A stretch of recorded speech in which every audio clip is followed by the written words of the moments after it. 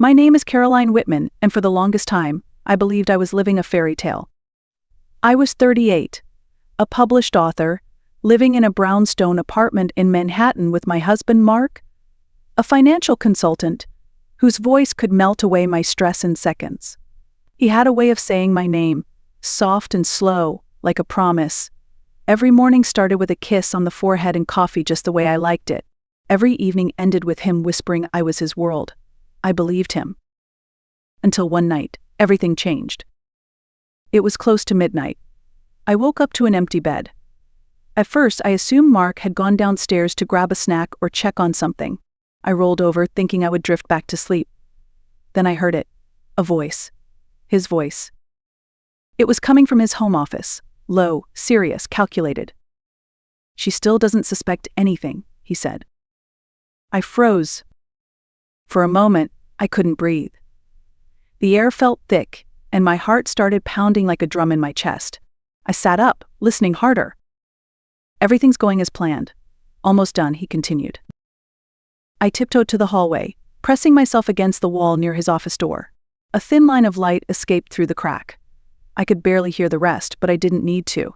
I had heard enough.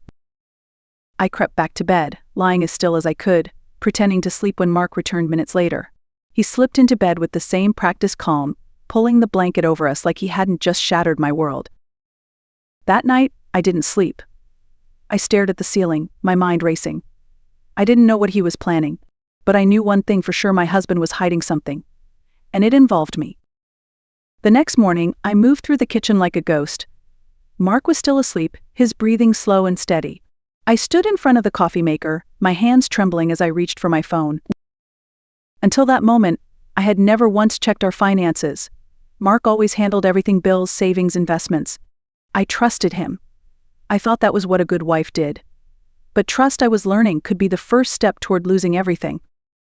I opened the banking app. My breath caught. Transaction after transaction flashed on the screen. $500 here, $1,000 there, $750, $2,000. Dozens of withdrawals over the past 3 months. Nothing enormous on its own, but together, they painted a picture. A very ugly one. I gripped the edge of the counter, trying to steady myself. Then came the voice behind me. "Checking the account this early." Mark's tone was casual, but I caught the flicker of surprise in his eyes as he leaned against the doorway, rubbing the back of his neck. "Just being curious," I said, trying to sound nonchalant. "Some of these charges look unfamiliar." He walked over, poured himself a cup of coffee, and gave me a practiced smile. "Oh? Those? Just a few small investments. I must have forgotten to mention them." He took a sip without meeting my eyes. Something inside me snapped. It wasn't anger. Not yet. It was something colder. Something sharper. I nodded slowly, pretending to accept his explanation. But I was watching him now, not with love, not with trust, but with clarity. Every casual shrug, every deflection was another crack in the image I had once believed in. That night, I noticed more.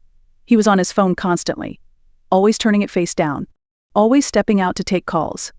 And when I asked what he was working on, he would smile and say, "Just business. Nothing for you to worry about." But I was worried, deeply, and that worry was turning into resolve. I wasn't going to wait around to find out what he was planning. I needed answers, and I needed them fast. 2 days later, I got my chance. It was a quiet evening. Mark had just finished dinner and said he was going to take a shower. Normally he would carry his phone with him everywhere, like it was an extension of his body. But tonight, for the first time, he left it on the dining table. I stared at it. My heart pounded in my chest like a warning bell. I waited 30 seconds. Then 60. I heard the water running upstairs. And I reached for it. His phone was unlocked. My fingers trembled as I scrolled through the recent messages. Most were harmless work-related, reminders, casual chats. But then one message thread stood out, no contact name, just a number. The most recent message read, "Send her the Ilium files. Just make sure she stays in the dark. Almost done." I froze. I read the message again, then again, my mind racing. Ilium? Files? And make sure she stays in the dark.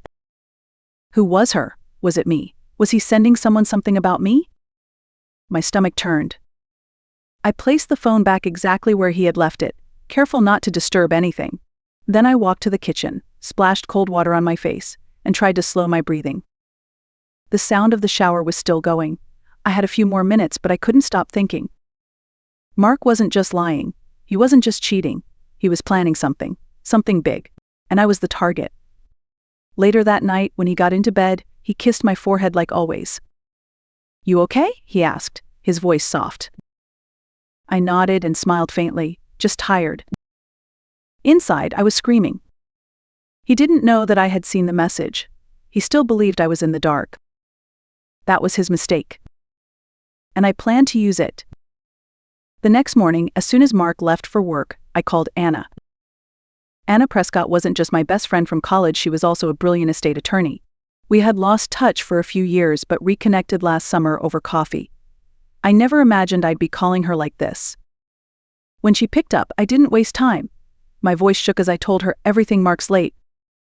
Whispers, the hidden transactions, the message about the Ilium files.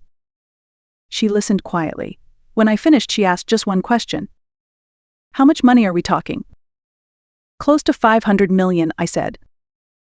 There was a pause. Then her voice came back firm and clear. "Caroline, we need to move your assets now." I felt my knees weaken, so I sat on the edge of the couch. "Are you sure?" I whispered. "Yes. If you wait, he'll make his next move. We'll create a trust in your name. It'll be legally protected. He won't be able to touch a dime." I swallowed hard. The apartment, the savings, the book royalties, the investments, everything I had worked for was on the line. "I'm in," I said. The next 72 hours were a blur of documents, signatures, and phone calls. Anna worked like a machine. She brought in her team. We moved the apartment title into the trust, locked down the investment accounts, and shifted every asset under my personal legal protection. By the time Mark got home on the third day, I had done what I never thought I would have to do to defend myself from the man I once trusted with my life. He walked through the door carrying takeout, wearing his usual charming smile. "Thought we'd have Thai tonight," he said cheerfully. I nodded and took the bag from his hand. He had no idea everything had changed. The papers were signed. The money moved. The fortress built. He could try whatever he wanted, but he would never get near my assets again. And I wasn't going to warn him. Let him believe I was still asleep. Let him make the next move. Because now I was ready. 4 days later, Mark made his move. It was a Friday evening. He came home earlier than usual, dressed in one of his tailored suits. He looked calm, almost smug, as he set his briefcase down and sat across from me at the dining table. "We need to talk," he said, sliding a folder toward me. I didn't flinch. I opened it slowly, revealing the documents inside, divorce papers. "I think it's for the best," he continued, his voice rehearsed. "We've grown apart. I don't want things to become more painful." I looked up at him, keeping my face unreadable. "Really?" I asked. He hesitated for a second, just long enough for me to see the flicker of uncertainty behind his eyes. Then he nodded. "Yes, it's better this way." I took a breath and slid the folder back toward him. "Before we go any further, there's something you should know." His brows drew together. "What?" I leaned forward just slightly. My voice was calm, clear, and deliberate. "I've already moved everything." He blinked. "What?" "The apartment. The accounts. The royalties. All of it. It's in a protected trust now. You can't touch it." The color drained from his face. What do you mean?" "I mean," I said, my tone steady, "you don't get to walk in here, hand me divorce papers, and walk away with half of my life." His jaw tightened. His hand clenched around the edge of the folder. "You can't do that." "I already did."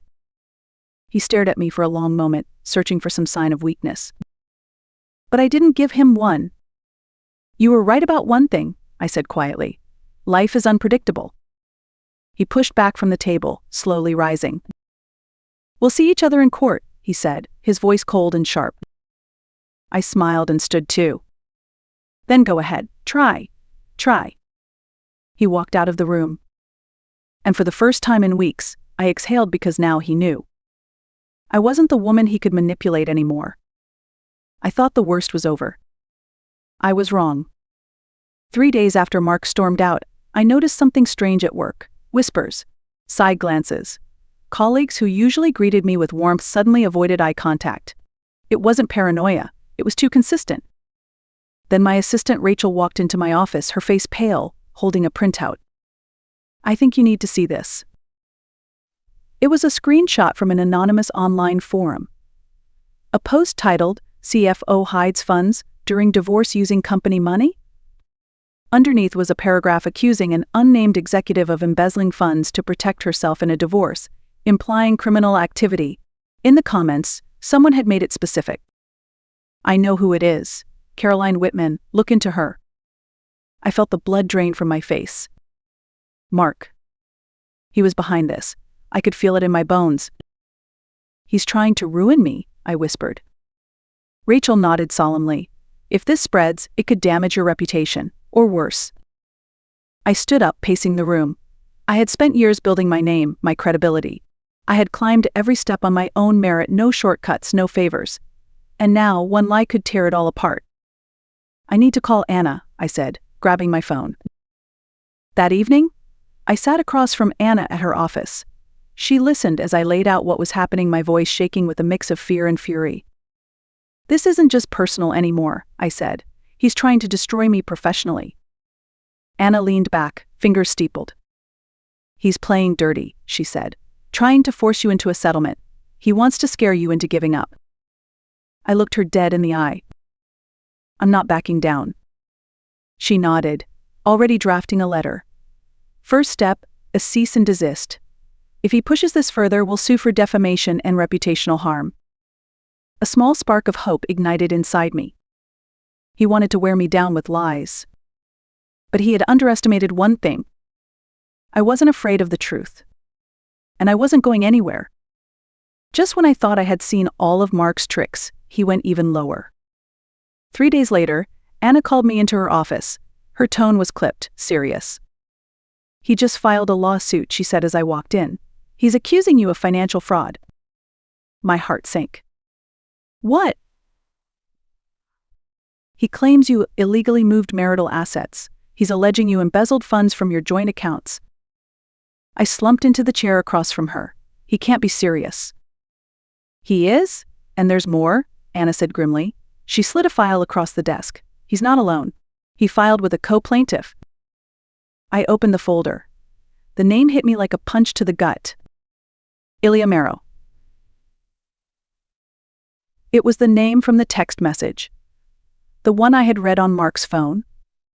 "Who is he?" I asked. Anna crossed her arms. "A known fraudster. He's been linked to multiple cases involving forged documents. No convictions yet, but a long trail of suspicion." I flipped through the documents. They were detailed, filled with numbers and fake transactions, some even mimicking my signature. "These aren't mine," I said, my voice rising. "These are fabrications." Anna nodded. "We know, but we have to prove it, and fast." My hands clenched into fists. All the fear I'd been carrying turned into fire. "He's trying to bury me in lies. Again." Anna's eyes narrowed.